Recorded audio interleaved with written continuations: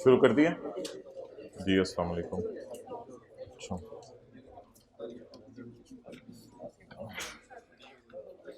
Chapter 8 निकालें। Chapter 8 question 46 निकालें।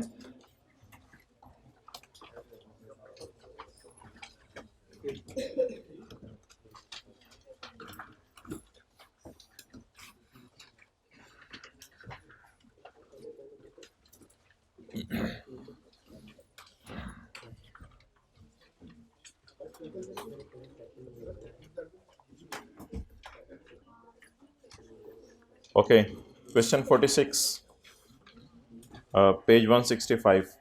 Gilani and company is a sole proprietor. Gilani and company एक sole proprietor है and is dealing in various consumer products in Pakistan. During the year ended 30 जून 2002, 30 जून 2002 के साल में the taxable income for the year was 6.1 million. उसकी taxable income 6.1 million है। और under the provisions of income tax ordinance 2001, income tax ordinance 2001 की provisions के तहत compute the amount of net income tax payable and tax to be refunded if any for 2002 in each of the following situations. अच्छा जी, पहला सवाल हमारा ये है कि इसकी सेल है 120.5 मिलियन और अगले रिक्वायरमेंट में इसकी सेल है 110 मिलियन। तो द क्वेश्चन इज कि क्या इसकी सेल 100 मिलियन से ज़्यादा है कि इसके ऊपर लगे सेक्शन 113? नो, सेल हमने देखनी होती है विदाउट सेल्स टैक्स। तो इन दोनों फिगर्स को अलग-अलग ज़रा डिवाइड करें 117 से, मल्टीप्लाई करें 100 से और ये दोनों फिगर्स लिख लें।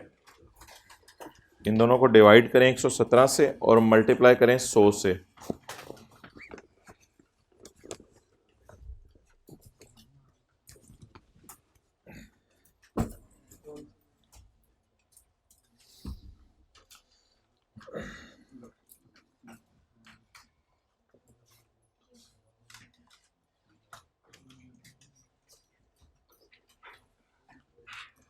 आई होप आप इन्हीं फिगर्स पे पहुंच गए होंगे। तो इंक्लूसिव ऑफ सेल्स टैक्स का मतलब क्या होता है कि इसमें सेल्स टैक्स बोले पड़ा है। तो डिवाइडेड बाय 117 मल्टीप्लाइड बाय 100 किया ताकि फिगर 100 पे आ जाए। आप ज़रा बताएं, क्या इन दोनों की सेल 100 मिलियन से ज़्यादा है? नहीं, बिल्कुल। यहाँ सेक्शन 113 अप्लाई होगा और यहाँ सेक्शन 113 विल नॉट अप्लाई। यहाँ सेक्शन 113 अप्लाई नहीं होगा।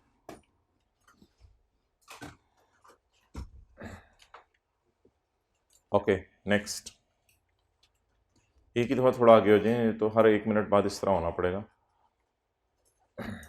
ओके, इतने से जगह से एक बंदा नहीं बैठ सकेगा, तो एक ही दफ़ा थोड़ा सा आगे होना पड़ेगा। अच्छा, नेक्स्ट। अब सवाल ये है कि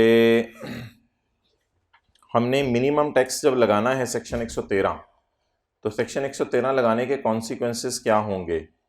तो मोहतरम, सेक्शन 113 लगाने के कॉन्सिक्वेंसेस ये होंगे कि आप दो तरीके से टैक्स निकालेंगे, एक नॉर्मल तरीके से और एक सेल का 1.25%। तो जो सेल का 1.25% होगा उसके साथ हम बोलेंगे कम से कम इतना टैक्स तो दे दो। चलें जी, अब मुझे बताएं इसकी नॉर्मल तरीके से इनकम कितनी है? Taxable income 6.1 million. तो चैप्टर 4 में जाएं और 6.1 मिलियन पे टैक्स कैलकुलेट करें। जल्दी जाएं चैप्टर 4 में, टेबल नंबर 1 लगाएं।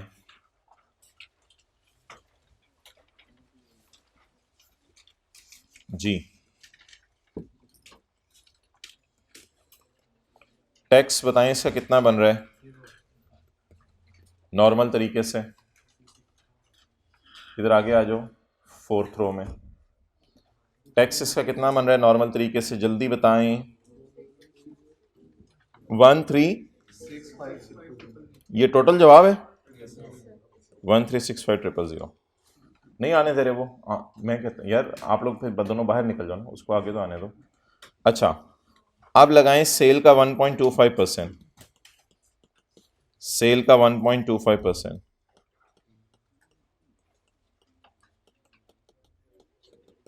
जी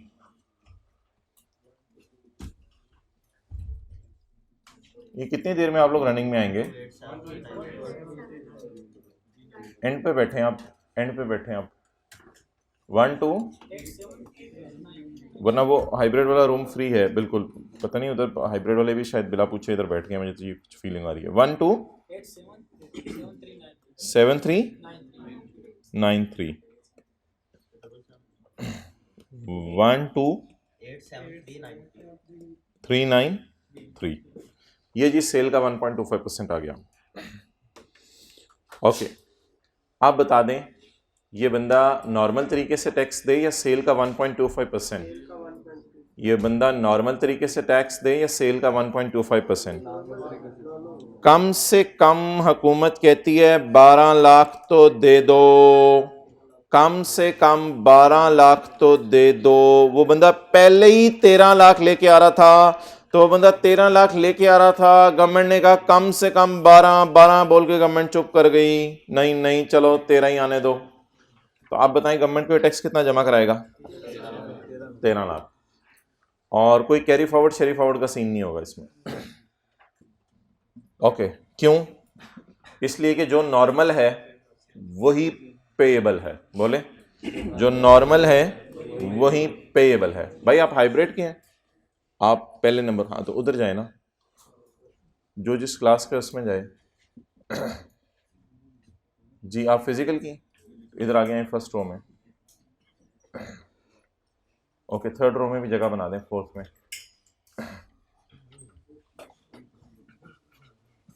यार ये हाइब्रिड वाले हजरात आप उठना शुरू करें, आप उठें, आप लोग इधर हो, आप इधर हो, जगह दे दो इनको उठने की। आप तो दोनों हाई फिजिकल के हो, हाँ आपको तो देखे देखे लग रहे हो। ठीक है फर्स्ट रो में आ जाए। और भाई आप हाइब्रिड वाले इधर आगे आ जाओ, आगे आ जाओ, फर्स्ट रो में आ जाओ, इधर फर्स्ट रो में आ जाओ। और टाइम पे आया करो, क्लास का एक टाइम होता है।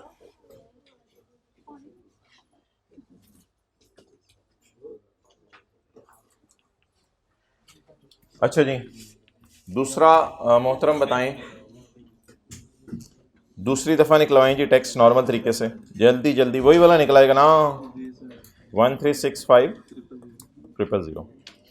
क्या मैं इसका सेल का 1.25% लगा के चेक करूं या सेल का 1.25 लगाने की ज़रूरत नहीं है? कम कॉपीज दो ना, 20-25 पकड़ाओ। अच्छा चलो ठीक है, तो सेल का 1.25% लगाऊं या लगाए बगैर ही चला दूं काम? चलें जी मेरी तरफ से सोल्यूशन मुकम्मल हुआ। ये जी इस बंदे के टैक्सेस थे जो इसने जमा कराने हैं।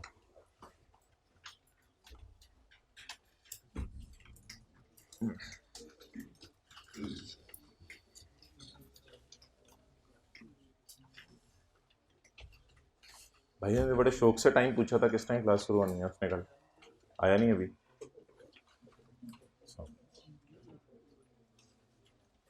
ओके चलें जी आगे।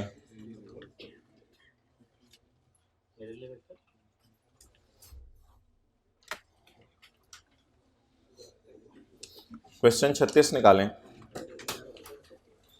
Question 36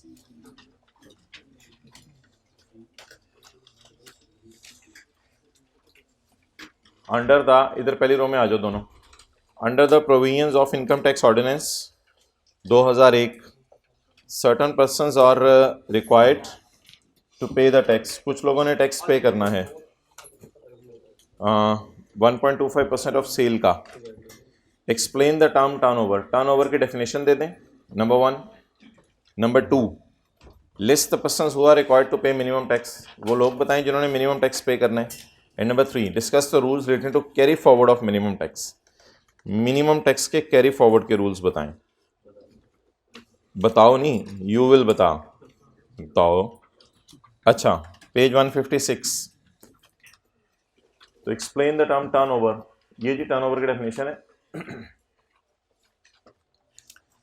Then list the persons who are required to pay minimum tax. Minimum tax किन लोगों ने पे करना है? वो ये हजरात हैं.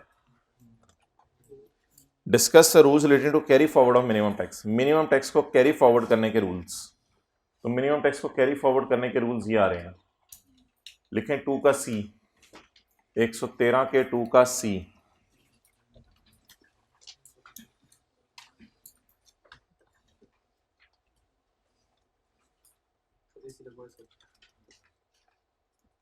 AC चला दें यार.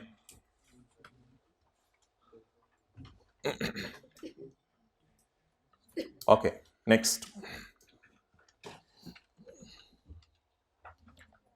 ये नोट्स बांटे गए हैं. ऑनलाइन वाले हजरात इनको डाउनलोड कर लें और किसी एक्सटर्नल डिवाइस में रख लें. ये करीबी दुकान से जाके प्रिंट ले आएं.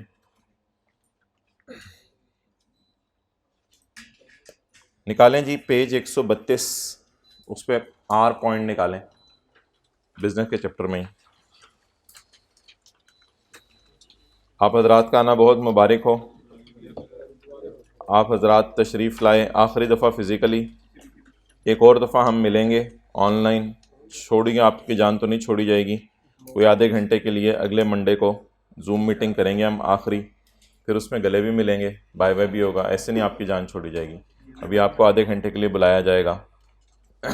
आप घर बैठे होंगे, मैं घर बैठा हूँगा और हम मुलाकात करेंगे. आए हाय क्या होता है ये पठान, तुझे क्या मसला है? ओके, अच्छा जी. पॉइंट आर ये कहते हैं जी कि आपने अपने सिस्टम को बोर्ड से इंटीग्रेट करवाना है.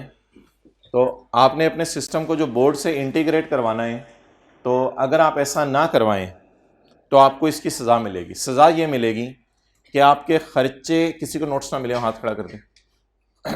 अच्छा, सज़ा ये मिलेगी कि आपके खर्चे 8% तक नॉट अलाउड हो जाएंगे. यानी 8% खर्चे आपके नॉट अलाउड हो जाएंगे, इधर भी नहीं मिले. तो अगर आपने अपने सिस्टम को बोर्ड से इंटीग्रेट ना करवाया, जल्दी कर दो, इसको दे दो, ये लेट आने वाले को एक चपेट भी मारो साथ. और ये किसी को ना मिले हो, ये इसको दे दो, एक प्यार से चपेट मारो. और किसी को सफ़े ना मिले हो. अच्छा जी, तो अगर आपने क्वेश्चन नोट कर लें. आपकी सेल है 200, हाथ रखने आगे. आपकी सेल है 200, आपके खर्चे हैं 70 के, आपका प्रॉफिट आया है 130. आपने फाइन दिए गवर्नमेंट को ₹5.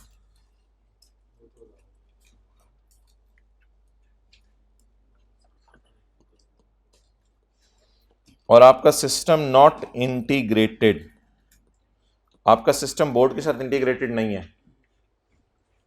लास्ट वाली क्लास को 3:30 बजे फारिग कर दिया गया था. इंशाल्लाह आपको भी 3:25 तक फारिग कर दिया जाएगा.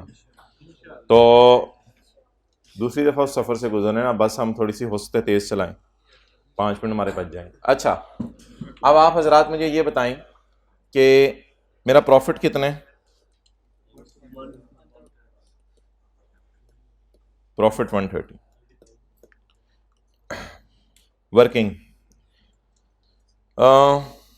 आपके खर्चे कितने हैं?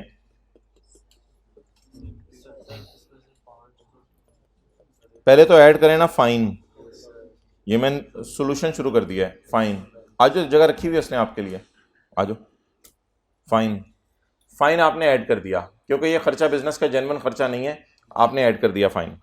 नेक्स्ट, अब बताइए मुझे, लॉ कहते हैं 8% तक खर्चे नॉट अलाउड कर दो इस बंदे को. अब हमारे खर्चे कितने हैं? खर्चे 70. इसमें से 5 तो लॉ मेकर की नजर में खर्चे ही जाली हैं. क्या आप मुझे बता सकते हैं लॉ मेकर की नजर में जेन्युइन खर्चे कितने हैं? जेन्युइन, क्या लॉ मेकर जेन्युइन खर्चों के बारे में कह रहा होगा 8% डिसअलाउ करूं, या जाली खर्चों के बारे में? नहीं, जाली खर्चे तो वैसे ही जाली है ना. ये तो लॉ मेकर की नजर में खर्चा ही नहीं है. जैसे मैंने पकड़ा 70 में से मैंने थप्पड़ मार के 5 को तो वैसे ही फारिग कर दिया, मेरे खर्चे ही 65 हैं. जैसे गाड़ी की कॉस्ट होती थी ना 80 लाख, तो हम 5 लाख को ऐसे फेंक देते थे नीचे, क्योंकि ताकि उसकी कॉस्ट कितनी बच जाए, 75 लाख. अब मुझे बता दें टोटल खर्चे कितने हैं? 70. इन पे 5 रुपए पे तो लॉ की कोई और प्रोविजन लग रही है. इसलिए 5 को तो वैसे ही यहां से फारग कर दें। पीछे खर्चे बचे कितने? 65। 65 के जो खर्चे हैं उनका 8% आप क्या कर दें? Not allowed. तो अब आप मुझे बता दें नॉट अलाउड वर्किंग में कितना निकला एज पर सेक्शन 21 का आर लगाया है मैंने। मुझे पता है वो भी नॉट अलाउड है, लेकिन नॉट अलाउड 21 के आर के मुताबिक कितना निकला जी? 5.2।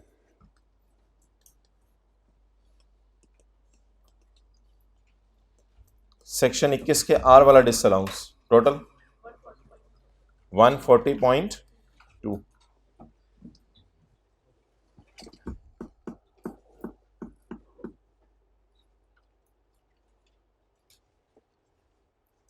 तो फोकस करें जरा, मुझे बताएं खर्चे जो नॉट अलाउड में आपने डालने हैं कौन से डालने हैं? जेन्युइन खर्चे भी हमारे 8% नॉट अलाउ कर देगा। वैसे जेन्युइन खर्चे क्यों नॉट अलाउ कर रहा है? जेन्युइन हमारे खर्चे तो 65 हैं, अल्लाह का शुक्र है। ये क्यों नॉट अलाउ कर रहा है? क्योंकि हमने इंटीग्रेट नहीं कराया बोर्ड के सिस्टम के साथ।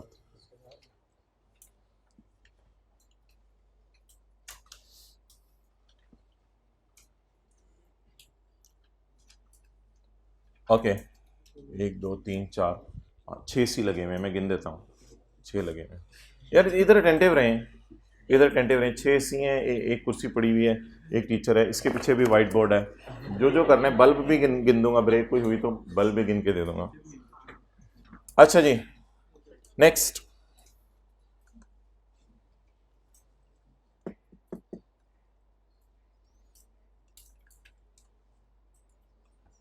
Mara, will you take 1 year to note it down? Should they mark the pay? अच्छा जी, सेक्शन 75A निकालें। सेक्शन 75A, भाई खुदा के लिए आंखों की अलाइनमेंट इधर रखें, किसी की तरफ मत देखें। कोई इधर नहीं बैठा हुआ पूरी क्लास में, अपने उसमें अटेंटिव रहें। अब जिसने जिसकी तरफ देखा मैं दोनों को बाहर निकाल दूंगा। कभी कोई कुछ कर रहा है, कभी कोई कुछ कर रहा है। सेक्शन 75A, पेज नंबर 149, घर से निकाल के लाया, सवाल लगता ही नहीं। 140 154, 1980 की किताबें रखी हुई हैं किसी ने? 140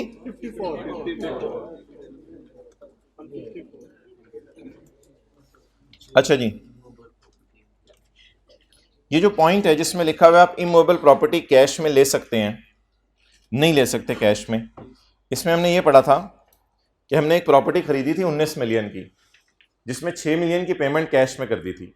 तो हमने 6 को थप्पड़ मार के ऐसे नीचे फेंका था ताकि इसके कॉस्ट रह जाए 13 मिलियन। इस पॉइंट के अंदर ना, ये पॉइंट आप कोई हाउस खरीद लें उस पर भी लगता है, कोई प्लॉट खरीद लें उस पर भी लगता है, कोई बिजनेस के लिए बिल्डिंग खरीद लें उस पे भी लगता है, कोई लैंड खरीद लें उस पे भी लगता है। यानी हर किस्म की इमूवेबल प्रॉपर्टी पे लगता है, प्लांट पे नहीं लगता। प्लांट इमूवेबल नहीं है, मशीनरी पे नहीं लगता, फर्नीचर पे नहीं लगता। ऐसा भी सवाल आ सकता है कि आपने बिजनेस के लिए बिल्डिंग खरीदी है, फैक्ट्री बिल्डिंग बाय की और पेमेंट कैश में कर दी, तो वो फिर डिसअलाउ हो जाएगा उतनी कॉस्ट। पर्सनल यूज के लिए कवर हो गई हाउस।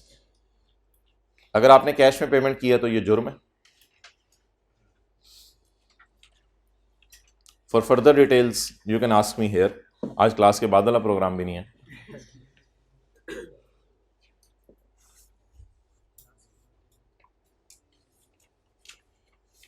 ओके नहीं मैंने कहाँ जाना है। अच्छा, जो भी सवाल हुए आपके क्लास के मिड वाली ब्रेक में पूछ लीजिएगा। इंशाल्लाह हम ब्रेक करेंगे, एक बड़ी ब्रेक करेंगे आधे पौने घंटे की। ओके अच्छा मोहतरम,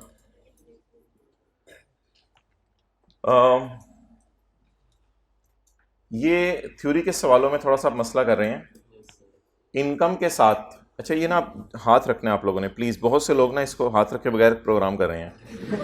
अच्छा इधर आ जाएं, फिजिकल में है ना इनरोल्ड, तो आ जाएं, इधर आगे आए, फर्स्ट रो में जगह। और आइंदा टाइम पे है ना जिंदगी में हर जगह। इनकम दो किस्म की होती है। नंबर 1, एक टैक्सेबल और एक एग्जेम्प्ट। खर्चे दो किस्म के होते हैं, एक अलाउड और एक टैक्स। क्रेडिट्स भी दो किस्म के होते हैं, एक अलाउड और एक।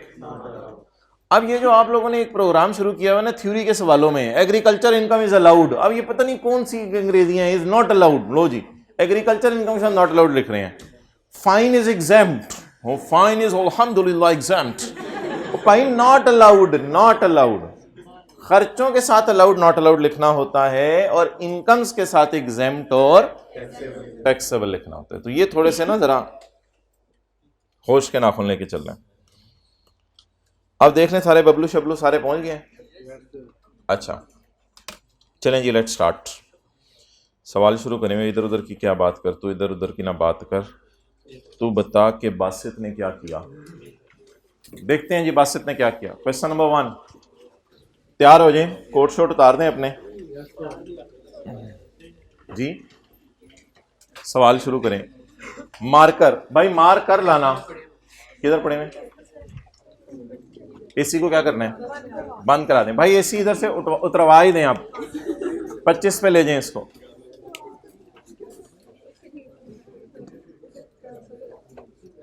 Working 1, income from salary.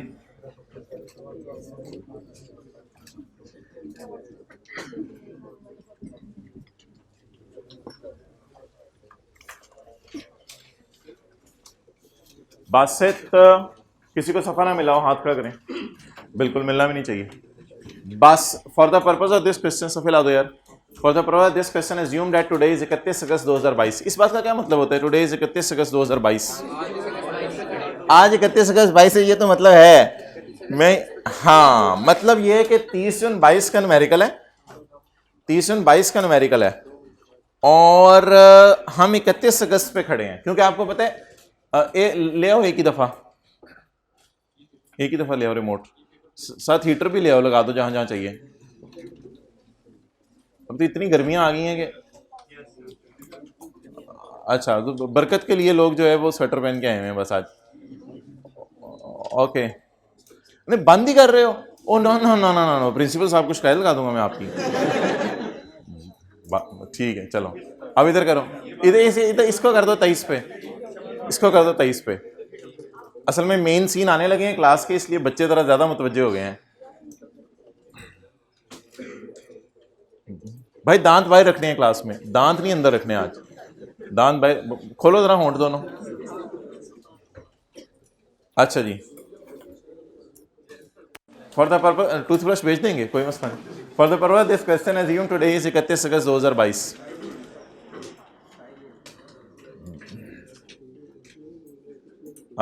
Basit senior manager eight master limited resign. Basit master limited को छोड़ के चला गया ऑन 31 जनवरी 2022, 7 महीने नौकरी करके। आफ्टर कंप्लीशन ऑफ 3.5 ईयर्स, हमारे साल में 7 महीने नौकरी की है, वैसे 3.5 साल इनके साथ रहे। इस साल ही रिसीव द फॉलोइंग फायदे फ्रॉम एमएल। सैलरी है 6,10,000 पर मंथ की। तो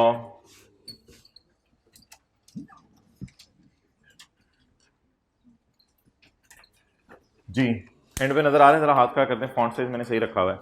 6,10,000 तरफ 7, 42 रुपीज इन 1000 लिख दें ऊपर, 4270।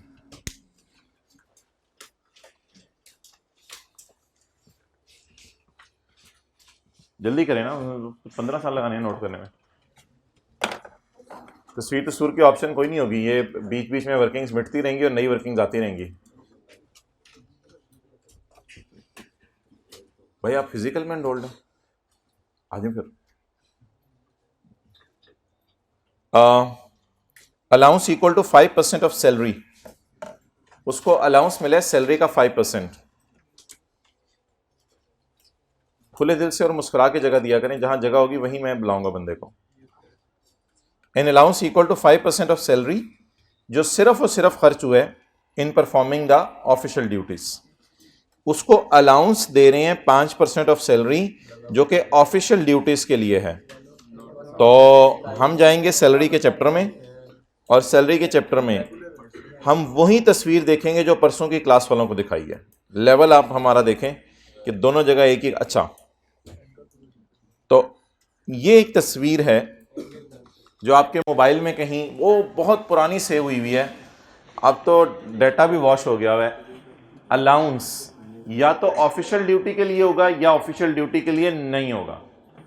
अगर अलाउंस ऑफिशियल ड्यूटी का है और ये मंथली मिल रहा है या परसेंटेज ऑफ सैलरी के तौर पे मिल रहा है, तो ऐसी सूरत में आपने इस अलाउंस को टैक्सेबल कर देना है। लेकिन अगर कोई अलाउंस वन ऑफ टाइम है तो फिर इसको टैक्सेबल नहीं करना। तो क्योंकि ये अलाउंस सैलरी का पार्ट एंड पार्सल बन के मिल रहा है, इसलिए इसको हम क्या कर देंगे, टैक्सेबल। तो अलाउंस कितना है जी, 5% of salary, 5% of 4270 to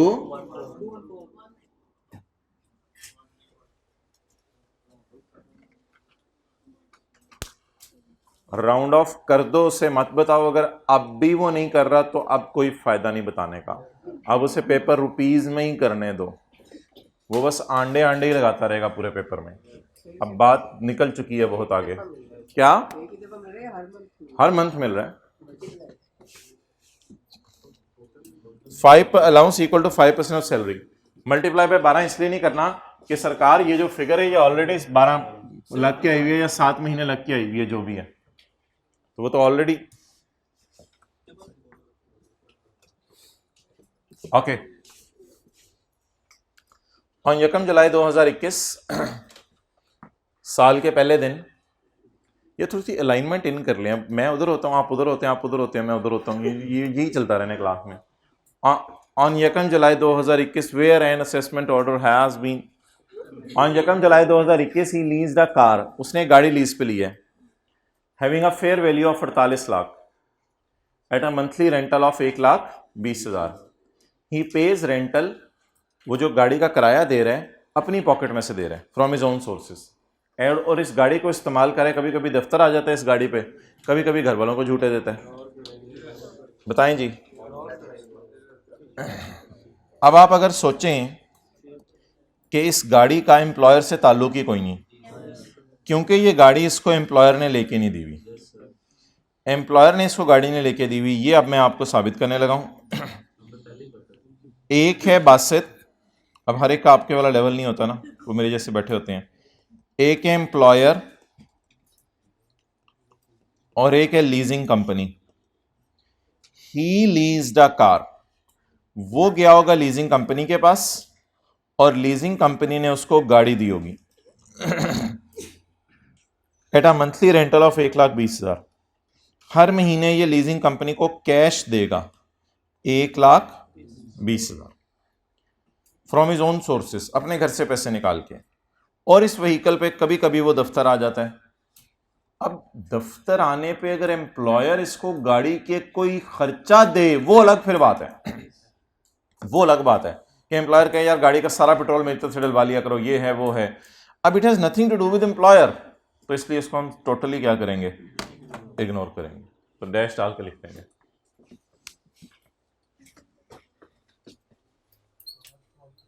leased car dash, amount भी लिखने की जरूरत नहीं है, अब सैलरी का डाटा ही नहीं है, सैलरी में जो दे रहे हैं लिख दें, लीज्ड कार ऑफ ₹48 लाख, इस तरह कुछ लिखना लिख दें। ओके भाई, ये नोट्स चाहिए 2 कॉपीज इधर।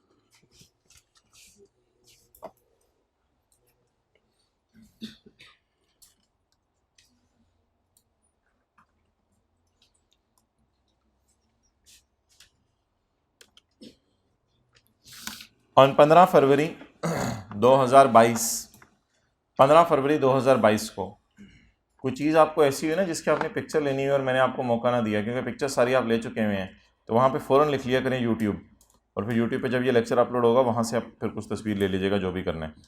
तो पॉइंट 4, ऑन 15 फरवरी 2022 यानी कब, एक्सेलेंट, रिज़ाइन होने के 15 दिन बाद। ये मैं मुँह से सुनना चाह रहा था, हर कोई अपनी अपनी इंटरप्रिटेशन करके बैठा होता है इधर। 31 जनवरी को रिज़ाइन किया उसने, रिज़ाइन करने के 15 दिन बाद ही receive the following payments from ML as final settlement. ML ने जाते जाते कहा यार जाते जाते ब्रो ये ले जाओ। हमने कहा क्या जान देने लगे एम्प्लॉयर अपनी, चपेड़। 3,20,000 leave encashment. Leave encashment government employees के केस में एग्जाम्प्ट होती है सिर्फ, इधर लीव इनकैशमेंट टैक्सेबल होगी जी। कितना? 320।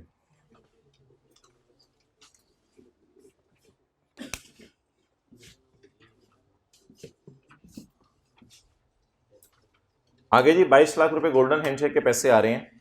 Golden handshake is a separate block income, लेकिन इस पर नॉर्मल तरीके से भी टैक्स लगा के देखते हैं, लेकिन बड़े वाले न्यूमेरिकल में दोनों तरीके से करना हमारे लिए फिजिबल नहीं होगा, इसलिए हम इसको सेपरेट ब्लॉक ही लिया करेंगे। लेकिन इट डजंट मीन कि इसको न्यूमेरिकल के फेस पे ना डालें, इसको फिलहाल न्यूमेरिकल के फेस पे डालें। गोल्डन हैंडशेक जी 2200, लेकिन अपने क्वेश्चन पेपर पे लिख लें सेपरेट ब्लॉक। क्वेश्चन पेपर पे उन चीजों पे कुछ लिखते जाइएगा जिनको बाद में भी कुछ करना है, तो इनको बाद में भी हम कुछ करेंगे।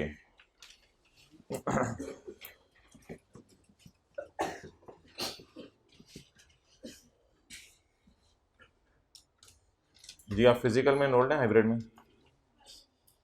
ठीक है, बैठ जाए। आगे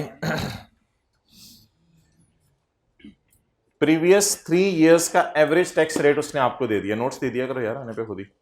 प्रीवियस 3 इयर्स का एवरेज टैक्स रेट दे दिया उसने आपको, कितना है जी? 4%। इसको इंशाल्लाह एंड पे देखेंगे जब इसको सेपरेट ब्लॉक इनकम लेंगे। अदर इंफॉर्मेशन लेंगे। अदर इंफॉर्मेशन 31 जनवरी 2022 जिस दिन रिजाइन हुआ तो उसके दोस्त ने कहा मैं इस रिजाइन होने में शायद तेरी कुछ मदद कर सकूं, तो रिजाइन हो गया, बड़ा गमगीन बैठा है, यार मेरी तरफ से थोड़ा सा सोना ले ले। मेरे ब्रो, मेरे दोस्त साथ वाले को देखें, दोस्त यार इतना तो जज्बाती हो गया है, मुझे सोना। Gold worth rupees 2 lakh, 2 lakh रुपए वाला कड़ा दे दिया बासित को। बासित आगे वो बेगम को देगा, जाहिर बात है, बासित ने क्या दूं, 2 लाख रुपए as a gift from his old friend. तो सोना मिला है, क्या मिला है?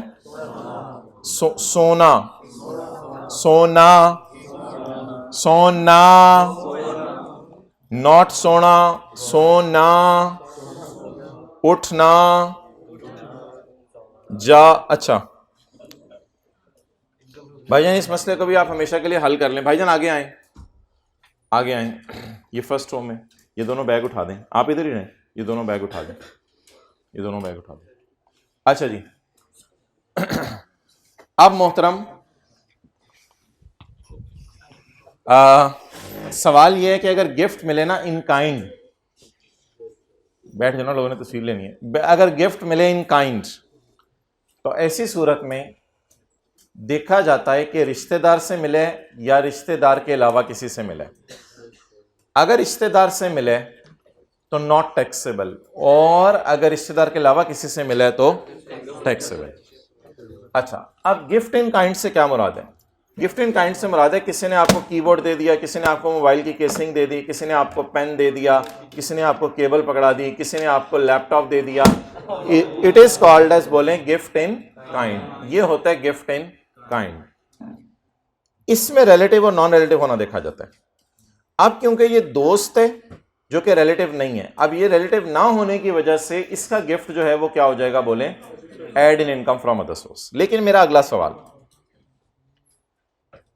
जब आपको कैश मिलता है ना, कैश, क्या चाहिए? अच्छा कुछ नहीं, फिर पीछे ना देखें तो यार आप लोग प्लीज इधर सुने मेरे साथ, जो मसला हो मुझे हाथ खड़ा करके, मैंने पीछे देखना है, मैंने टाइम देखना है, मैंने इसी को देख, मुझे बताएं इस तरह जी। ओहो, वो आपकी मर्जी है, मैंने तो शुरू में ही कह दिया था, जहां आप कंफर्ट, हाँ ठीक है, जाएं जाएं जहां आप कंफर्टेबल है, वो तो मैंने बता दिया था आपको। अच्छा नेक्स्ट, शुक्रिया, जल्दी पहुंचे फिर मैं शुरू करूं बात।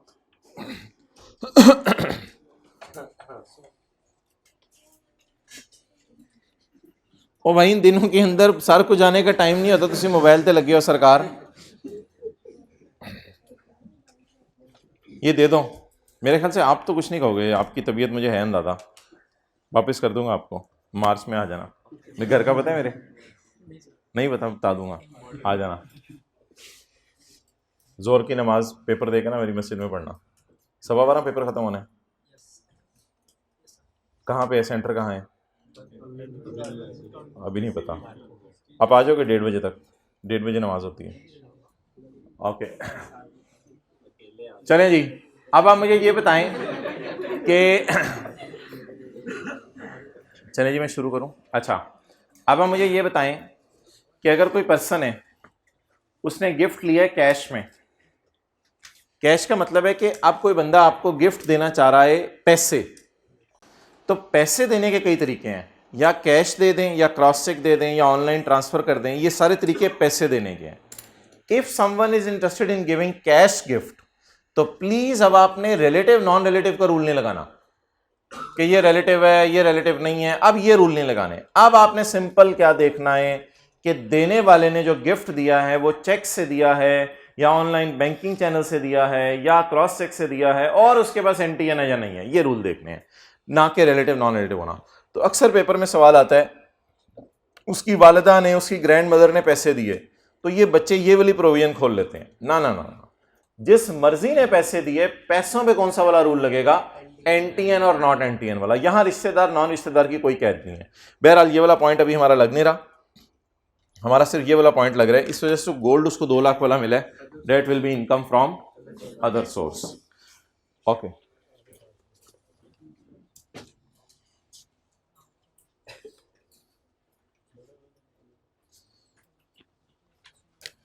एहतियातन एक लाइन में छोड़ा हूं, पेपर में और कोई चीज आ गई। वर्किंग टू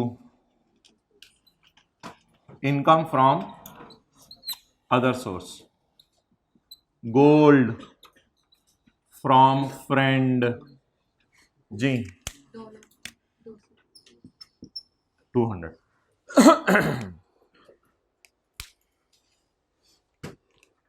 भाई ये उस हाइब्रिड में आखिर में 2 लोग कौन खड़े हैं, या बैठे हैं या जाएं, या जो भी करना है डिसाइड करें जल्दी।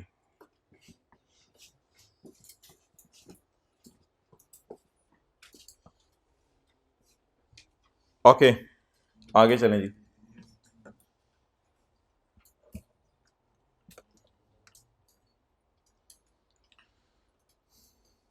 He rented out a building along with plant and machinery and sustained a loss of 4,50,000। Building का प्लांट एंड मशीनरी के साथ किराए पे देना कौन सी इनकम है, बोले इनकम फ्रॉम अदर सोर्स।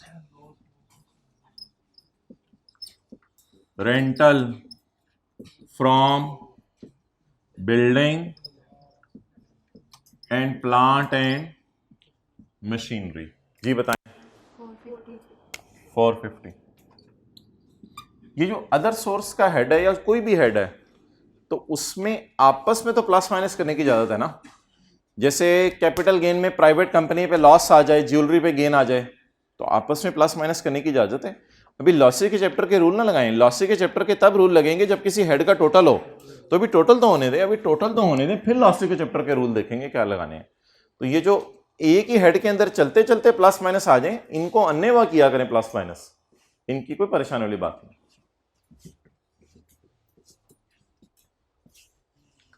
आगे जी, ऑन 1 अप्रैल 2022 जनवरी में वो रिजाइन कर गया था। फरवरी मार्च के अंदर उसने जो है वो पाकिस्तान की सैर की, और 1 अप्रैल को ही लेफ्ट, वो चला गया इस दुनिया को छोड़ के, नहीं, for UK and join Oliver limited as an employ. Joined as an employ इसका मतलब है वहां नौकरी करने गया है। At a monthly salary of Great Britain pound 3200, उधर भी जाके 3200, full stop. He remained abroad till end of year, और साल के एंड तक वो बाहर के मुल्क ही रहा। अल्हम्दुलिल्लाह, बड़े फख्र से बता रहे हैं कि मेरी सैलरी पे कोई टैक्स नहीं कटा। अब मोहतरम, जब भी पेपर में आ जाए फॉरेन सैलरी, तो 2 रूल है। जब भी आ जाए फॉरेन सैलरी तो 2 रूल है। या तो आप बाहर के मुल्क में फॉरेन सैलरी के ऊपर टैक्स पे कर दो, फिर तो बहुत ही आला है। लेकिन अगर आप बाहर के मुल्क में फॉरेन सैलरी के ऊपर टैक्स पे ना करो, और आप सिटीजन हो, और साल के आखिरी दिन पाकिस्तान से बाहर हो, इन दोनों में से यानी या तो आप टैक्स पे कर दो, एक बात यह है। दूसरी बात, या आप साल के आखिरी दिन बाहर हो और सिटीजन हो, इन दोनों प्रोविजन में से जो मर्जी लग रही हो, आपकी फॉरेन सैलरी क्या हो जाएगी, माफ हो जाएगी। लिखें पेज 101 अपने नोट्स के ऊपर, पेज 101 पर दोनों प्रोविजन हैं, अल्लाह का शुक्र है।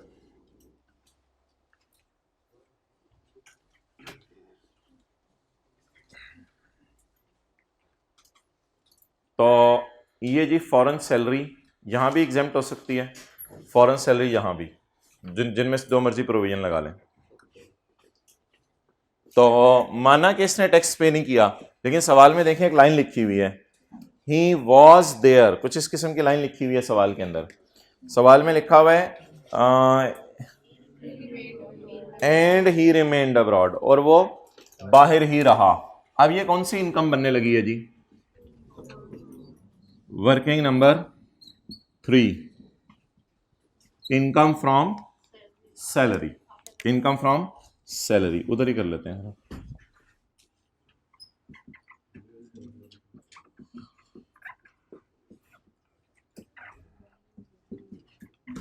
इसमें हमने ये देखा था कि आई कैप खाली सैलरी का लफ्ज पे लिख रहा है इनकम फ्रॉम सैलरी की बजाय, लेकिन एब्रीविएशन यूज नहीं करा आईएफएस, खाली सैलरी का लफ्ज पे लिख रहा है।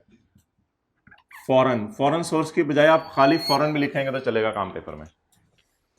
अच्छा जी, आप बताएं सैलरी कितनी है? ग्रेट ब्रिटेन पाउंड कितने हैं? 3200। अनलकीली रेट अगली एडजस्टमेंट में दिया हुआ है 0.4 में। ये रेट देखें जी, ग्रेट ब्रिटेन पाउंड एक कितने का है? पाकिस्तानी 250 रुपए का। यानी अगर आप पाकिस्तानी, आपके पास 2 लाल नोट हो और एक पर्पल नोट हो, तो आप जाके 1 ग्रेट ब्रिटेन पाउंड के मालिक बन सकते हैं। अच्छा जी, आप बता दें जी फॉरेन सैलरी कितनी है? 3200 पर मंथ है, 3200 पर मंथ है। महीने अप्रैल मई जून ब्रेक, 3 महीने। 3 से मल्टीप्लाई क्या करेंगे? 3 से मल्टीप्लाई करेंगे क्या आ जाएगा? 3 महीने की बाहर के मुल्क की करेंसी में सैलरी आ जाएगी। लेकिन इसको एक और रेट से मल्टीप्लाई करना पड़ेगा, 250 से। कितना?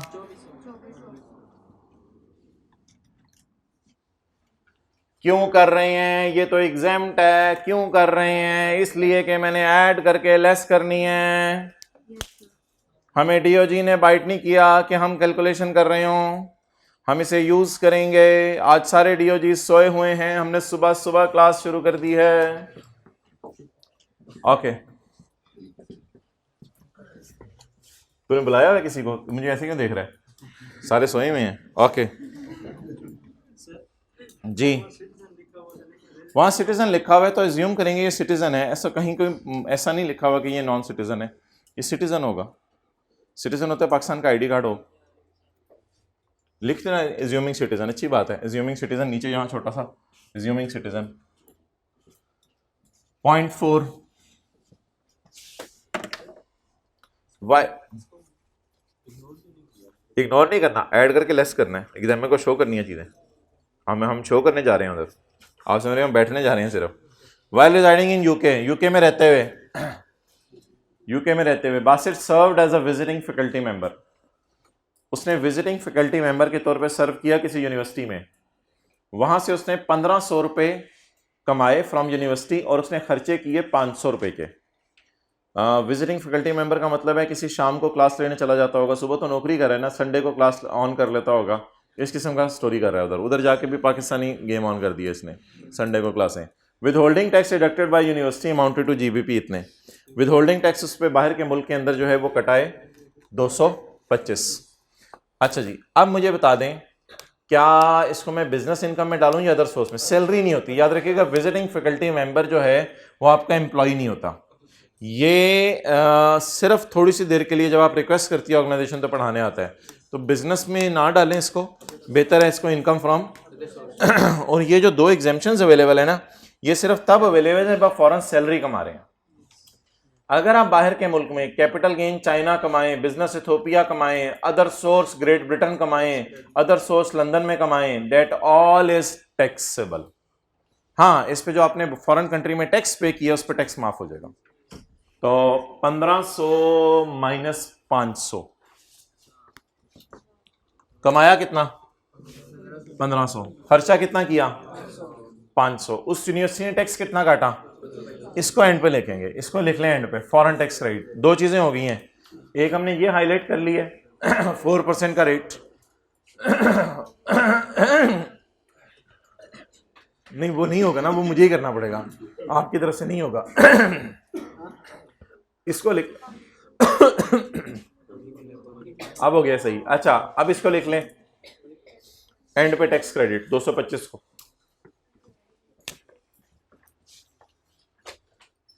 वर्किंग नंबर 4, इनकम फ्रॉम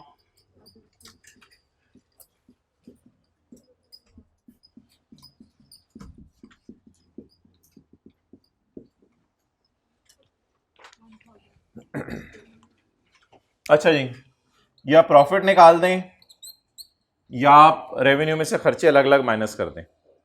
तो मैं रेवेन्यू में से खर्चे माइनस कर रहा हूं, डायरेक्ट प्रॉफिट निकाल रहा हूं। रेवेन्यू कितने, खर्चे पर मंथ टाइप तो कोई चीज नहीं लिखी हुई।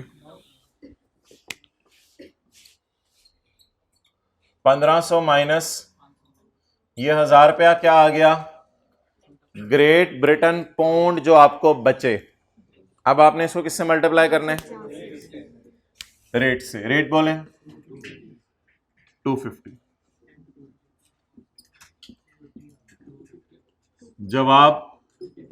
जवाब ही आ गया मेरे ख्याल से 250,000, 2,50,000। देख रहे हैं कितना फ्रेश होके आया साथ वाला, जैसे ईद है आज। आपके साथ वाले की बात नहीं कर रहा हूं, आप समझे, आपके साथ वाले की बात कर रहा हूं। Okay, working number 4। भाईजान आप पीछे देख रहे हैं, मैं कहा उन दोनों को, आपको और उसको दोनों को निकाल दिया जाएगा क्लास से।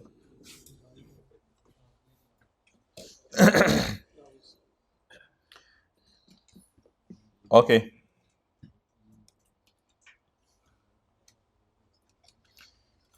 इस साल ही अच्छा जी, एवरेज एक्सचेंज रेट है 1 अप्रैल से 30 जून तक का, इतना उसने दे दिया। During the year, he contributed 5 lakh to an approved pension fund under voluntary pension system rules 2005। यार अब क्या करें, नहीं है कुछ, मुझे पता था आपने पूछने में, ये अभी तक यही सोच रहा था कि आपने पूछा क्यों नहीं। अच्छा अब मोहतरम मुझे ये बताएं कि टैक्स क्रेडिट्स के चैप्टर में अगर हम जाएं तो आपको मिलेगा section contribution to approved pension fund. उस सेक्शन के अंदर भाई हाइब्रिड में अगर शोर हो रहा है तो हाथ खड़ा कर दें, नहीं हो रहा है ऐसा ना हो कि क्लास के बाद आप फिर आके मुझे कुछ बताएं, साथ साथ ज़रा मुझे पता चलता रहे, शुक्रिया। अच्छा मोहतरम, ये एक सेक्शन है contribution to approved pension fund. ये सेक्शन टैक्स रेट्स के चैप्टर में है और ये कहता है कि अगर कोई बंदा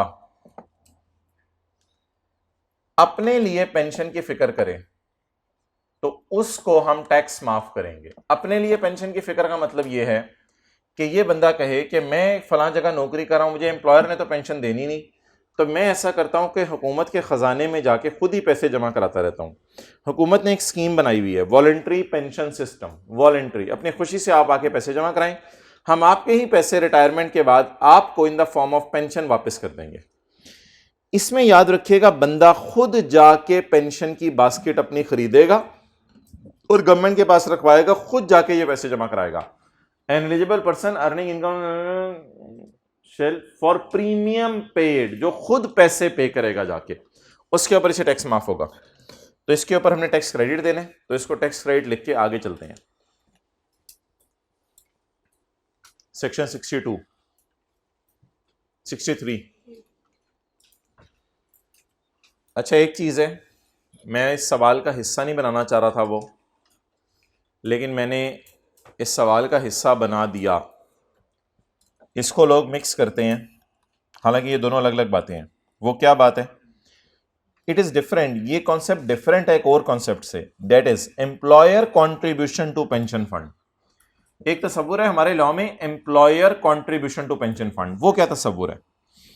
देखें, ये वॉलंटरी पेंशन सिस्टम है, ये गवर्नमेंट का एक अलग सिस्टम चल रहा है। अब अगर एक एम्प्लॉई है, उसको पता है मेरे एम्प्लॉयर ने पेंशन नहीं देनी, तो वो जाके यहां पैसे जमा करवा देगा।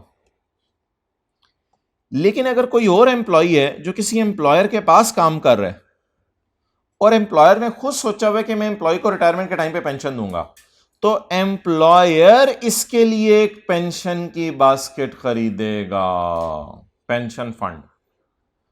हमें कैसे पता चलेगा वो ये वाला है? हमें पता चलेगा, सवाल में लफ्ज लिखा होगा employer contributed to pension fund. Employer ने पेंशन फंड में पैसे डाले हैं।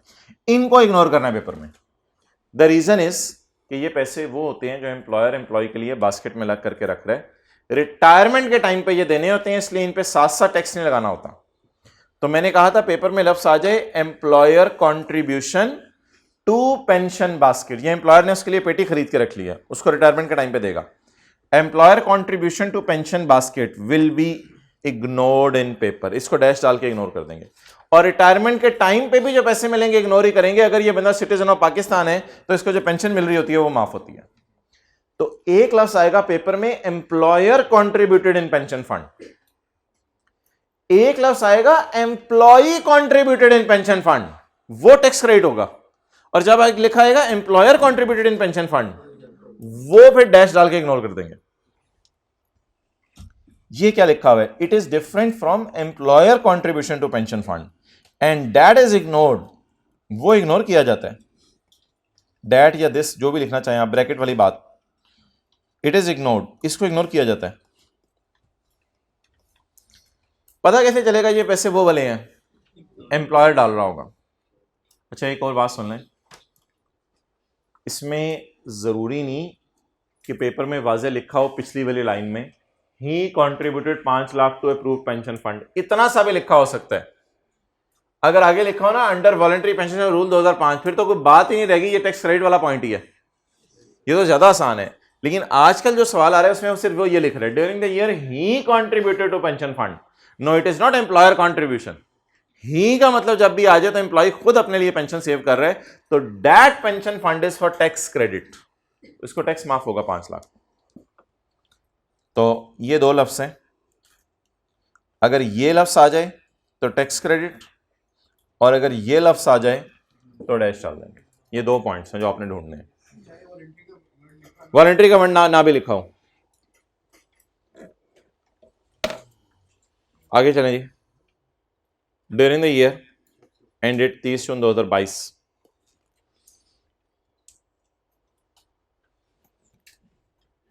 Basit started a new business in Pakistan. Following information is available. His sales stood at 20 million. उसकी सेल है 20 मिलियन।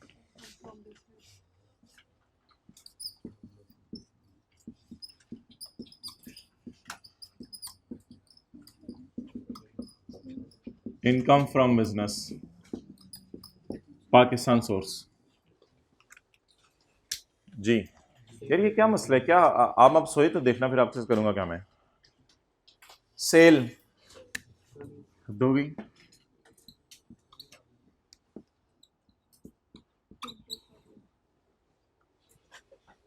बहुत रात हाथ खड़ा करें। उन्होंने कल 15-20 मिनट मोबाइल इस्तेमाल किया। हद होती है, हद होती है। बिल्कुल बिल्कुल टाइम नहीं, जिन्होंने आधा घंटा इस्तेमाल किया।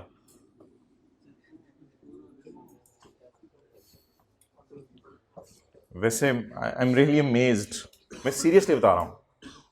हाँ जाए मुंह धोएं, अच्छी तरह धो के आइएगा। अच्छा ये इधर शॉर्टकट लगा लो, दरवाजा खोल के इधर से ही।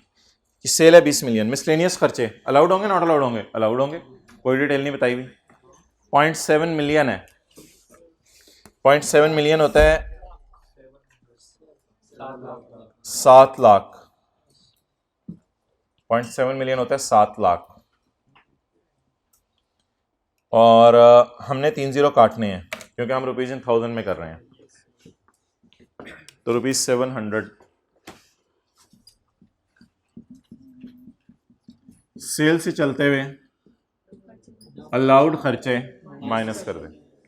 जैसे इनकम प्रॉपर्टी निकालते हुए ग्रॉस रेंटल में से रिपेयर अलाउंस और इंश्योरेंस और सारी चीज़ें माइनस करते थे, तो सेल से चलते हुए अलाउड खर्चे माइनस कर दें।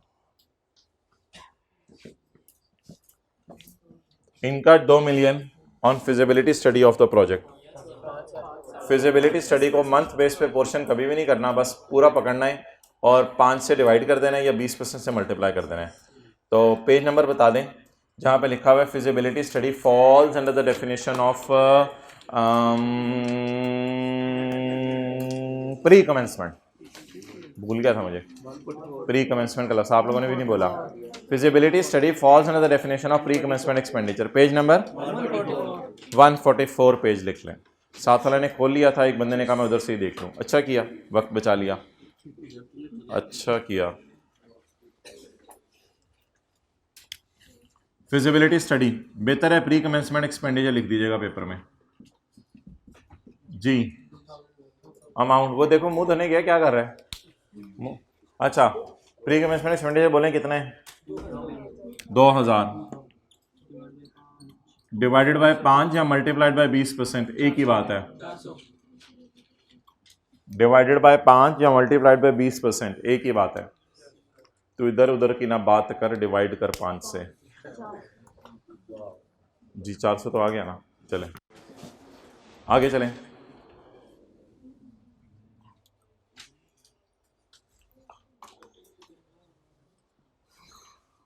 Obtained a 3% loan of AED, ये कहाँ की करेंसी है? दुबई की। Obtained a 3% loan of Dubai 0.4 million AED from UAE bank, United Arab Emirates, on यकम जनवरी 2022।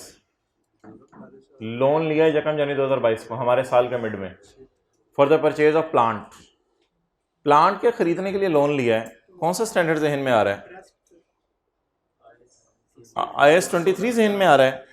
नहीं, ऐसा कोई तसव्वुर हमारे लॉ में नहीं है कि इंटरेस्ट को एसेट की कॉस्ट में डाला जाए। प्लीज़ खुदा के लिए, अगर कोई स्टैंडर्ड आपके जहन में आ रहा है तो सिर्फ इस क्लास में बैठने की वजह से FR1 के अथरात आप पे चढ़े हुए हैं, और कोई मसला नहीं है आप में।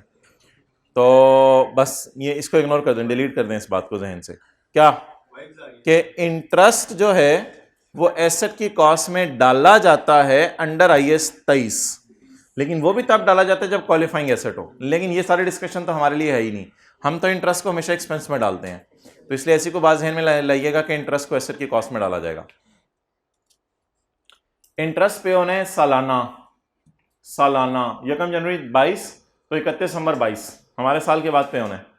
हमारा साल 30 जून 22 को खत्म हो जाएगा, 31 दिसंबर 22 को पहला इंटरेस्ट पे होना है। इंटरेस्ट पेड इज सालाना एंड प्रिंसिपल पेड इज 3 साल बाद। प्रिंसिपल तो वैसे ही 3 साल बाद पे होना है।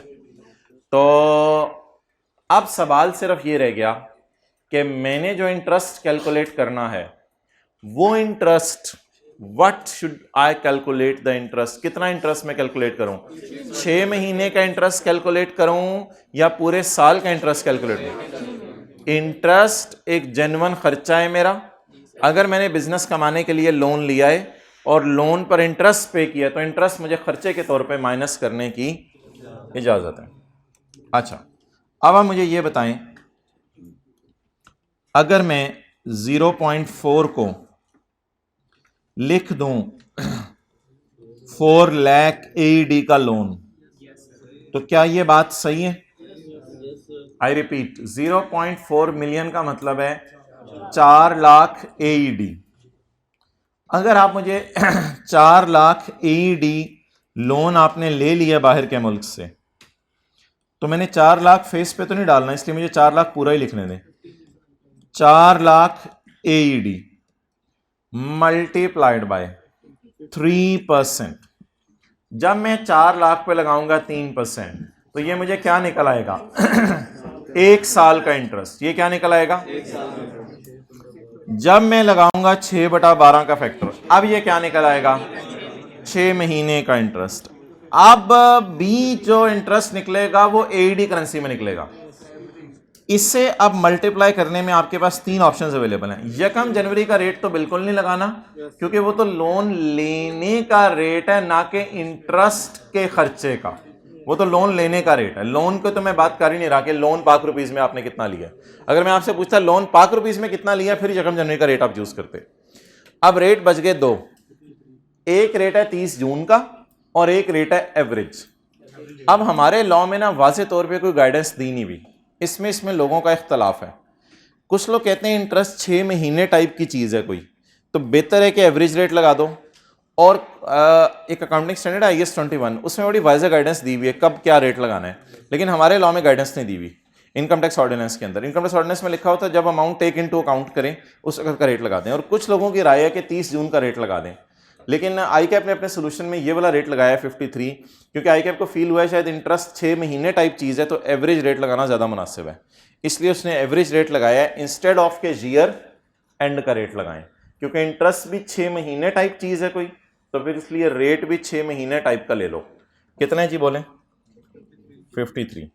जो जवाब आएगा वो न्यूमेरिकल के फेस पे मैं 1000 से डिवाइड करके डालूंगा, क्योंकि ये रुपीज में जवाब आएगा। डन? चलें जी, इसको मैं नोट करता हूं, इधर ही नोट करते हैं, पेपर में तो इसी तरह करना ना। इंटरेस्ट, बिजनेस का खर्चा है जेन्युइन, लोन बताएं कितना लिया? 4 लाख एडी मल्टीप्लाइड बाय 3% मल्टीप्लाइड बाय 53 जी। 1000 से डिवाइड करके बता रहे हो? 318।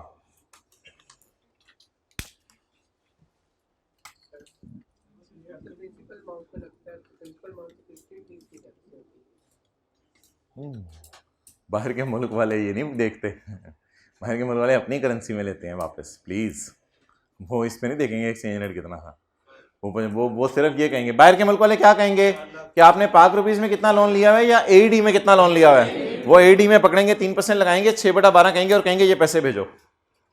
जी बोलो। उसमें लिखा हुआ है कि द करेंसी रेट लगेगा when the amount is taken into account, ये लफ्ज लिखा हुआ है सिर्फ। तो amount is taken into account बज़ाहिर लग रही है 3 जून 22 को, तो इस पे कुछ लोगों की राय है 55 का रेट लगना चाहिए, क्योंकि अमाउंट आप ये रिकॉर्ड 30 जून 22 को कर रहे हैं। लेकिन कुछ लोगों की ये भी राय है कि इंटरेस्ट कोई एक दिन के टाइप की चीज नहीं होती, ये हर डेप्रिसिएशन टाइप चीज होती है जो फैली होती है 6 महीनों पे, इसलिए कुछ लोगों की राय के मुताबिक 6 महीने का रेट लगता है एवरेज। Okay, over. अच्छा, अब आप मुझे ये बताएं कि ऐसे ही for the sake of discussion एक बात पूछ रहा हूं, अगर 0.1 लोन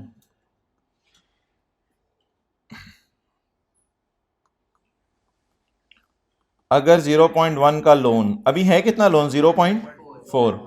0.1 का लोन मैं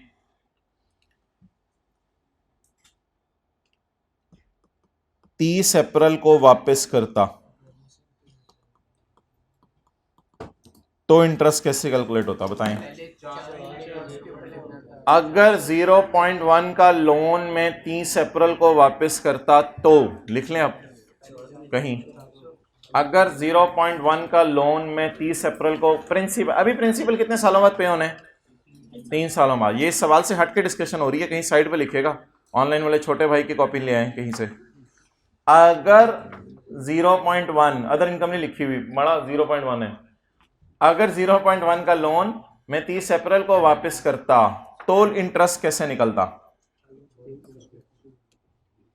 तो आप लोगों ने IAS 23 में पढ़ा होगा, लोन आउटस्टैंडिंग देखा जाता है, लोन आउटस्टैंडिंग। तो आपने 4 लाख लोन कितना अरसा इस्तेमाल किया? 4 लाख का लोन आप हजरात ने इस्तेमाल किया, अभी एक्सचेंज रेट से मल्टीप्लाई मैं नहीं कर रहा, वो खुद ही कर लीजिएगा, और 4 लाख में से वापस कितना कर दिया? 1 लाख, बकाया कितना बचा? इस तरह 1 लाख का कुछ नहीं करना था, लिया कितना? 4 लाख, इस्तेमाल 4 महीने कितना किया? 4 लाख, चौथे महीने के एंड पे वापस कितना कर दिया? Still payable 3 lakh. पेएबल पे इंटरेस्ट निकलता है, पेड पे इंटरेस्ट नहीं निकलता, पेएबल पे फिर इस तरह निकलता।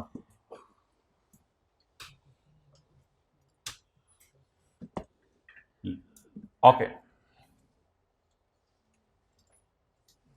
सर, अगर लोन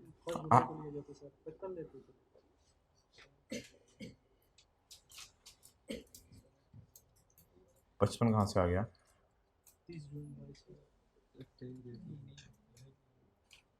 फिर वो एवरेज पूरे साल का रेट देता आपको। फिर वो पूरे साल का देता, ना देता तो फिर मजबूरन 55 ले लेना था। ओके,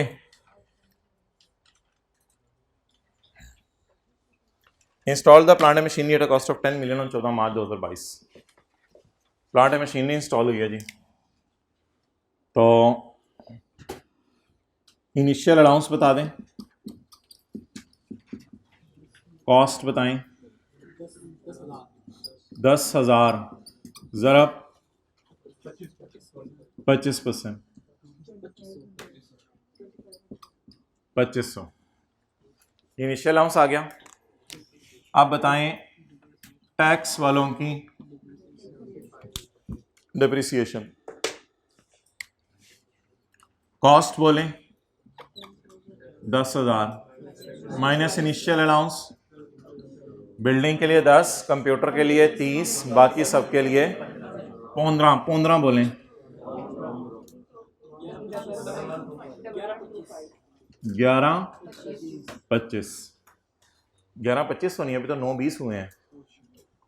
अच्छा अच्छा,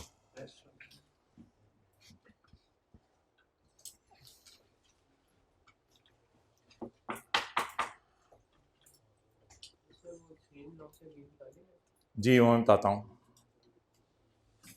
चलें जी टोटल कर दें।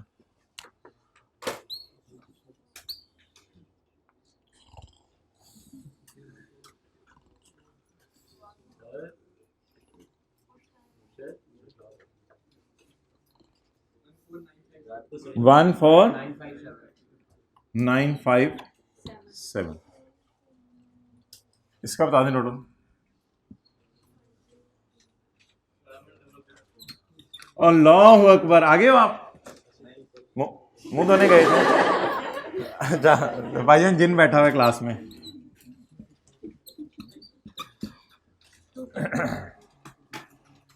250, अरे एक्टिव होके बैठे हैं तो, ड्राइवर नहीं गाड़ी चलाते। ओके अच्छा जी, लेकिन बहुत सवारियों की चाय का जिम्मेदार नहीं होता, अपनी चाय का जिम्मेदार होता है वो। ओके, अब मोहतरम एक खड़ा आ सकता था कि लोन इस साल रीपे हो जाता, वो फिर एक नया मसला शुरू हो जाना था। जागते रहना भाइयों, एक और मसला आ सकता था सवाल में, लोन इस साल क्या हो जाता? अगर लोन इस साल रीपे हो जाता ना, तो लोन की रीपेमेंट पर करेंसी एक्सचेंज गेन लॉस निकालना था हमने, और जो करेंसी एक्सचेंज गेन लॉस होना था उसको पकड़ना था और 10 मिलियन की एसेट की कॉस्ट में एडजस्ट करके रिवाइज कॉस्ट निकालनी थी, और रिवाइज कॉस्ट निकालकर फिर आपने डिप्रिसिएशन की साइड पे जाना था। लेकिन वो सारा भी मैं आपको करवा नहीं रहा, रेफरेंस के तौर पे आपको लिखवा रहा हूं। करवा क्यों नहीं रहा? इसलिए कि हमारे सवाल में करना नहीं। करना क्यों नहीं? क्योंकि लोन 3 साल बाद रीपे होने, हमारे साल रीपे नहीं होना। तो लिखें, हमारे साल लोन रीपे नहीं हुआ, हमारे साल लोन रीपे नहीं हुआ, इसलिए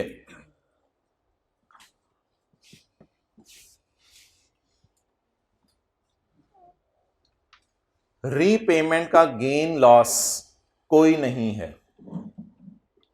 हमारे साल लोन रीपे नहीं हुआ, इसलिए रीपेमेंट का गेन लॉस, रीपेमेंट पर, इसलिए रीपेमेंट पर करेंसी एक्सचेंज गेन लॉस नहीं है।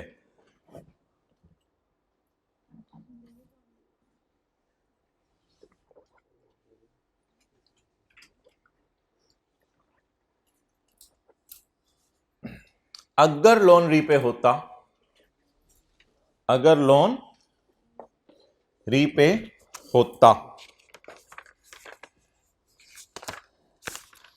तो मैं, दिल में बोलें, तो मैं पेज 152 के, तो मैं पेज 152 के बुरे वाला वाले सवाल जैसा करता तो मैं पेज 152 के क्वेश्चन 4 जैसा करता।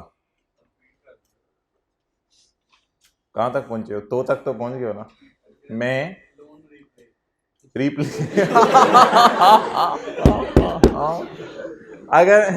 अगर मैं लोन रीपे करता तो फिर पेज 152 के क्वेश्चन 4 बुरे वाला की तरह करता।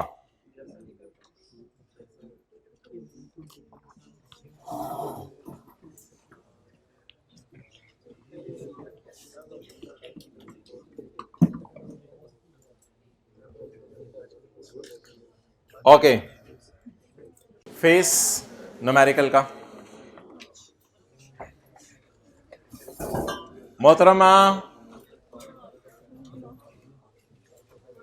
बुरी, बस पहले कोई और फिक्रा बोले जरा इससे पहले। नहीं, आलिफ आलिफ बा बा चा सॉरी आलिफ, 3 अलिफ है, 3 पाकिस्तान सोर्स इनकम है और 2 फॉरेन सोर्स इनकम है। 3 पाकिस्तान सोर्स इनकम है, 2 फॉरेन सोर्स इनकम है। अब ये बुरी बस है, ये अच्छी सवारी है, और ये जो है वो बोले अच्छी बस है। सर अच्छा, बड़े वाले न्यूमेरिकल में भी इस तरह लॉसेस का सोच रहे हैं? नहीं, वो छोटे वालों के लिए था, बड़े वाले न्यूमेरिकलों के लिए CF है। तो सैलरी को बाहर रख दें, 14957 को अंदर बुलाएं और उसमें से माइनस कर दें 250, और फॉरेन इनकम्स दोनों को बारों बारी हम टोटल में डाल देंगे। चलें जी, mister Basit, income and tax there on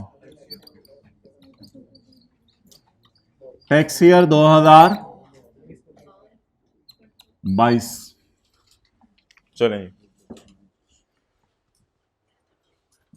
अल्लाह आपके भाग लगाए। अच्छा जी,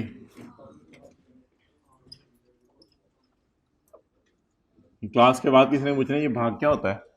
इनकम फ्रॉम सैलरी किस्मत 7004।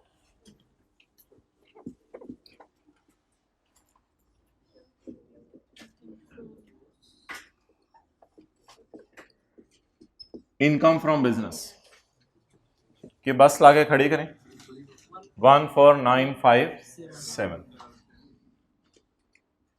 लोर लोर लोर कसूर कसूर कसूर पिंडी मियाँ वाली चीचू दी मलियां।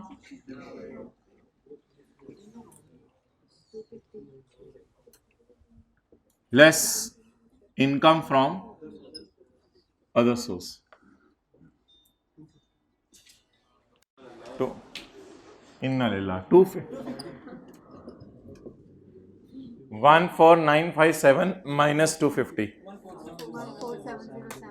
चादर उतार से देख के मुझे गर्मी लग रही है, डबल डबल ट्रिपल डबल चीजें पहनी है। चलो ठीक है खैर।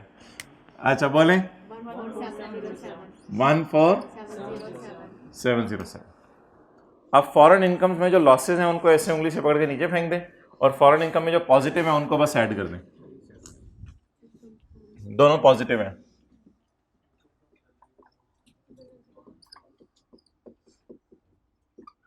जी फॉरेन, और आगे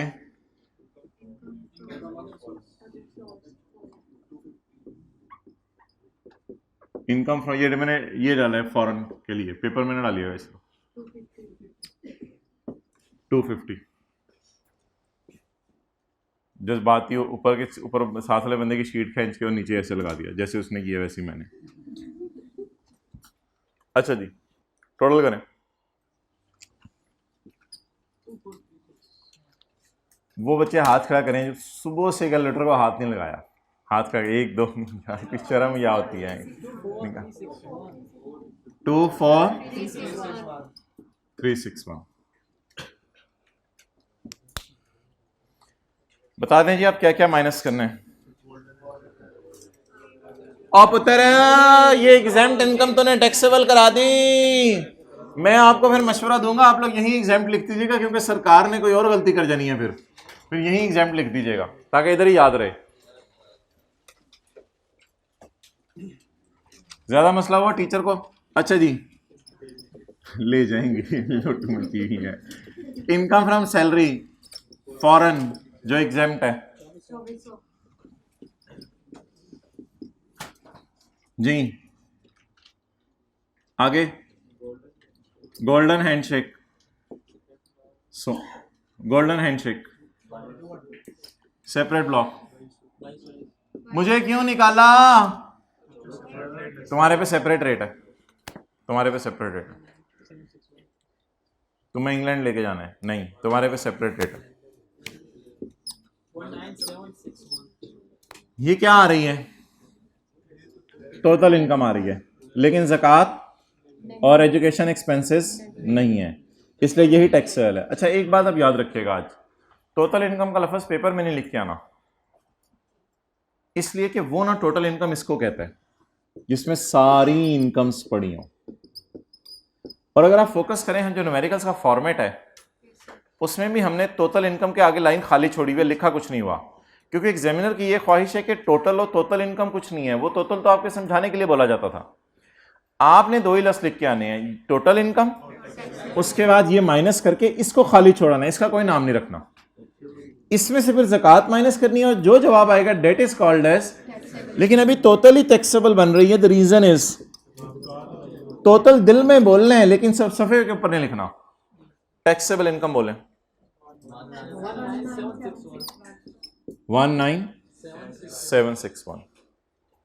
ओके, अटेंटिव बशाशत चेहरों पे खुशी, ऐसे जैसे कोई लॉटरी निकल आई है अभी बैठे बैठे। टैक्स निकालें जी, कैलकुलेटर पकड़ें, 19761 पे 75% लगाएं। ओ भाई लगाने तो जा रहे हैं बंदे, लेके लगाने इधर ही लगा दें।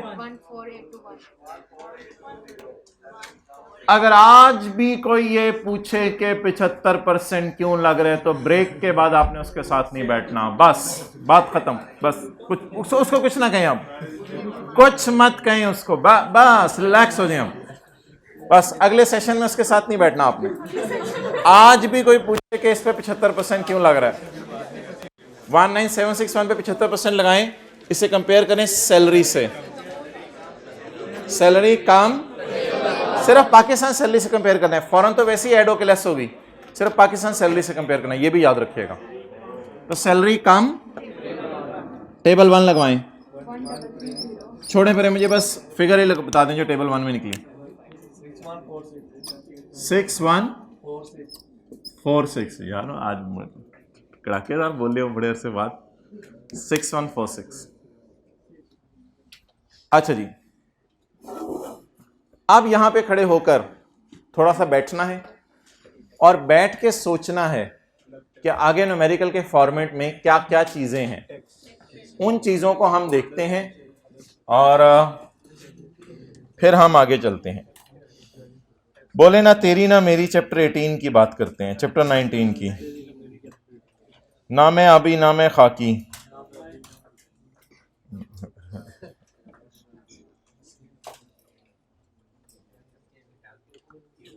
अच्छा जी, salary property business capital gain other source बला बला, न्यूमेरिकल के फॉर्मेट में जब टैक्स निकल आए ग्रॉस टैक्स, तो आपने माइनस करना है फॉरेन। ये डिस्ट्रैक्शंस हैं दुनिया की, यही तो अट्रैक्ट करती हैं अपनी तरफ, इन्हीं से तो आपने बचना है। मैं नहीं मिटाऊंगा ये डिस्ट्रैक्ट कर रहा है आपको, ये डिस्ट्रैक्ट कर रहा है। आप लोग कॉन्सेप्ट पे फोकस करें, डो नॉट कॉन्सेप्ट, ये इस पे फोकस ना करें, कॉन्सेप्ट पे फोकस करें। मैं सामने रख के आपको प्रैक्टिस करवाऊंगा, इस पे फोकस नहीं करना आपने। तो नजरों की हिफाजत करें, इधर रखें नजर। Gross tax minus foreign tax credit, साथ साथ मोबाइल यूज कर लें, फ्रेश हो जाएंगे। Minus foreign tax credit minus section 61 to 63 का टैक्स क्रेडिट। इसके बाद tax on securities, tax on immovable and tax on golden handshake भी इधर ही आएगा। डिविडेंड वगैरह है नहीं और कोई टैक्सेस हमारे कटे नहीं, तो आप सिर्फ फॉरेन टैक्स क्रेडिट माइनस करवा दें और इसके बाद जो है सेक्शन 61 से 63 वाला टैक्स क्रेडिट माइनस करवा दें और टैक्स ऐड करवा दें ऑन सेपरेट लॉ। चलें जी, मैं मिटाने लगा हूं वर्किंग 1।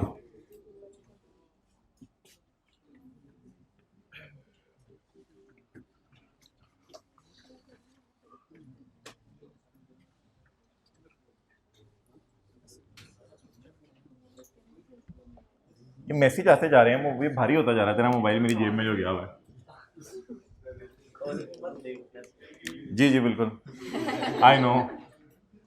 मैं ऐसे आपके लिए टेक्स्ट दोबारा लिख रहा हूं ऊपर 6146। अगला आपका मोबाइल लेना है मैंने, निकालो तो सही। 6146 लेस फॉरेन टैक्स क्रेडिट। वो फॉरेन इनकम बताएं जिस पर आपने फॉरेन टैक्स क्रेडिट देना है 250। इस पे फॉरेन टैक्स क्रेडिट आप देंगे लोअर ऑफ फॉरेन टैक्स और पाकिस्तान टैक्स। अब हम फॉरेन टैक्स निकालते हैं। जीबीपी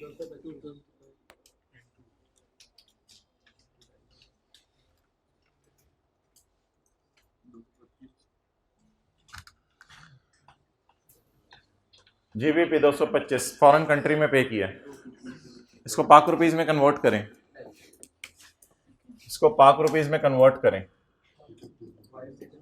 जीबीपी 225 को पाक रुपीज में कन्वर्ट करें। मेरा मार्कर देखें किधर पड़ा हुआ है और आप बोल क्या रहे हैं। तो यार हद होती है। 250। आप बताएं क्या जवाब आ रहा है। 56। ये फॉरेन टैक्स आ गया। अब आप निकालें पाकिस्तान टैक्स। 6146 अगर टैक्स है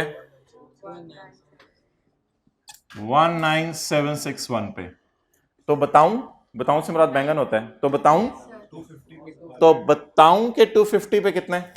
मैं बताऊं या आप बताऊं? आप बताऊं। 78। थोड़ा सा फोकस करके बताएं दोनों में लोअर कौन सा है। छा गए हैं आप लोग, लोअर देखना आ गया है। 56। चलें जी, 6146 माइनस 56। वेल डन, कैलकुलेट करना आ गया है। 6090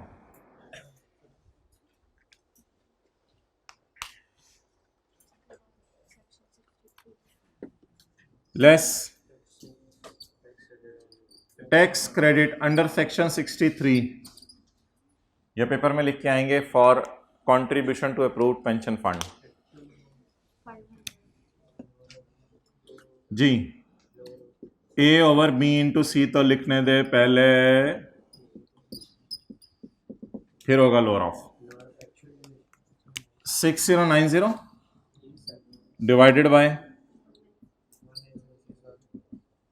C is lower of actual amount of contribution in approved pension fund, that is कितनी है 500। मुझे क्या नजर आवे ये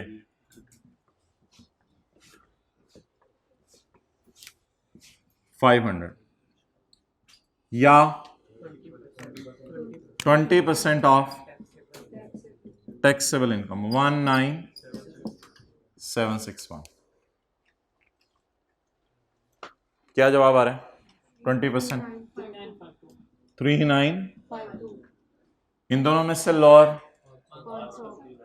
को बाहर ले जाऊं या सी ले लूं?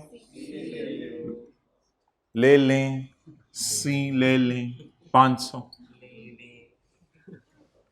ठीक है, गरारियां सेट हो रही हैं तेरी। 6090 डिवाइड बाय 19761 मल्टीप्लाइड बाय 500 150।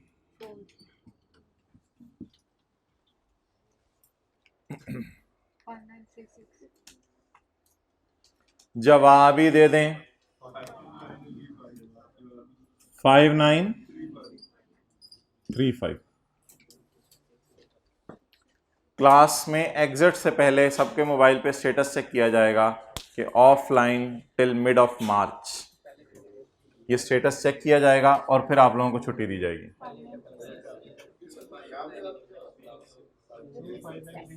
59। अच्छा, अब ऐड कर दें tax on golden handshake. Golden handshake कितना है? इस पे हिम्मत करके लगाएं 4%।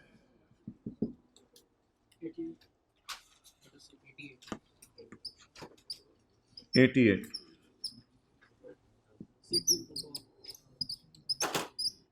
Payable to government 6024।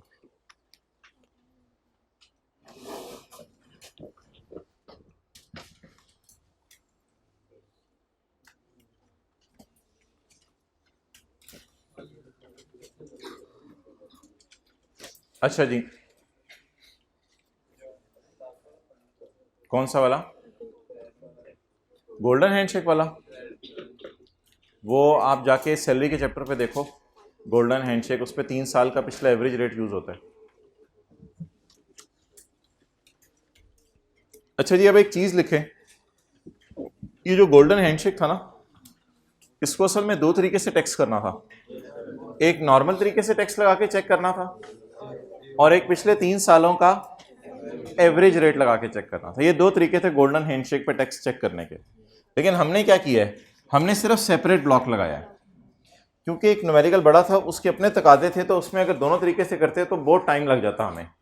इसका एक अगर आसान और छोटा सवाल है ना पेपर में, जैसे ये वाला है, जिसमें आपको लगे वो चेक की आपसे गोल्डन हैंडशेक का कॉन्सेप्ट करना चाह रहे हैं, तो फिर ऐसी सूरत में आप इस तरह नहीं करेंगे कि उसको सेपरेट ले लें, ऐसी सूरत में दोनों तरीके से कैलकुलेशन करेंगे। तो जैसे कि मैं आपको एक सवाल दिखाता हूं पास्ट पेपर का, क्वेश्चन नंबर 7। इसमें देखें वो गोल्डन हैंडशेक का डेटा दे रहा है, पिछले 3 सालों का एवरेज रेट निकालने का डेटा दे रहा है, और एडजस्टमेंट ही एक है बस, और नंबर भी जो है वो 7 है, 6 हैं। तो अब इसमें दोनों तरीके से हम टैक्स कैलकुलेट करेंगे। हम नॉर्मल तरीके से भी गोल्डन हैंडशेक को लेंगे और 3 सालों का एवरेज रेट भी लगाएंगे। तो लिखें जी, अगर क्वेश्चन छोटा हो, जैसे कि क्वेश्चन 7 ऑन पेज 110, यार इसी को जरा तेज करें, वो आ रहे हैं। अगर क्वेश्चन छोटा हो, जैसे कि क्वेश्चन 7 पेज 110, तो फिर गोल्डन हैंडशेक पे दोनों तरीके से टैक्स कैलकुलेट करें। फिर गोल्डन हैंडशेक पे दोनों तरीके से टैक्स कैलकुलेट करें। नहीं, उधर रहने दें, ये वाला कर दें, वो बाकियों का मुझे नहीं पता। नहीं नहीं नहीं, बस ठीक है, 23 कर दें।